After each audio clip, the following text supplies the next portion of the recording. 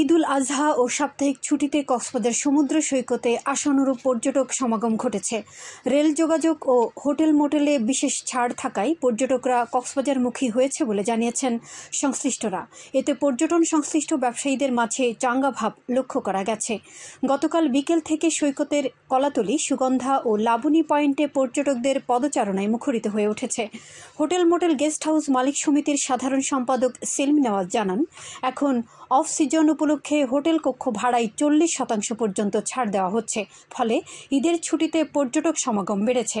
Tourist police Cox's Bazar অঞ্চলের অতিরিক্ত DIG apple Mahmud জানান, পর্যটন স্পটগুলোতে 3 স্তরের নিরাপত্তা ব্যবস্থা জোরদার করা হয়েছে। অতিরিক্ত জেলা ম্যাজিস্ট্রেট মোহাম্মদ ইয়ামিন হোসেন বলেন, পর্যটকদের হয়রানি রোধ ও সুযোগ সুবিধা নিশ্চিত করতে জেলা প্রশাসনের নির্বাহী ম্যাজিস্ট্রেটের নেতৃত্বে একাধিক ভ্রাম্যমাণ টিম কাজ করছে।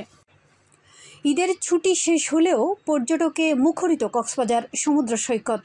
পর্যটকদের নিরাপত্তা জোরদার করেছে প্রশাসন। বিস্তারিত শুনুন প্রতিবেদনে। নীল সাগরের নোনা জলে উচ্ছ্বাসে মেতেছে পর্যটকরা।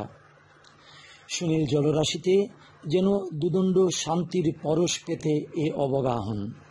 যান্ত্রিক নগর থেকে প্রকৃতির কাছে এসে এ ভালো লাগার কথা জানান পর্যটকরা। অনেক মজা করেছি, পরীক্ষা শেষ, ঘুরে অনেক মজা লাগছে। বেশ অনেক সুন্দর, অনেক চমৎকার এবং নিরাপত্তাও খুবই সুন্দর। টুরিস্ট পুলিশরা সব দেখাশোনা করতেছে, আমরাও খুব খুশি। কক্সবাজারে এসে অনেক ভালো লাগছে। এখানে সবাই রিফ্রেশমেন্টের জন্য আসে, আমরাও ঠিক এমন ঈদের পরে এসেছি, খুবই ভালো লাগছে। পর্যটকদের নিরাপত্তা বিধান সহ যে কোনো ধরনের হয়রানি রোধে কাজ করছে প্রশাসন। সাগরের ঢেউয়ে প্রিয়জনের সাথে প্রিয় কিছু মুহূর্ত ভালো লাগার পরশ বুলিয়ে দেয়।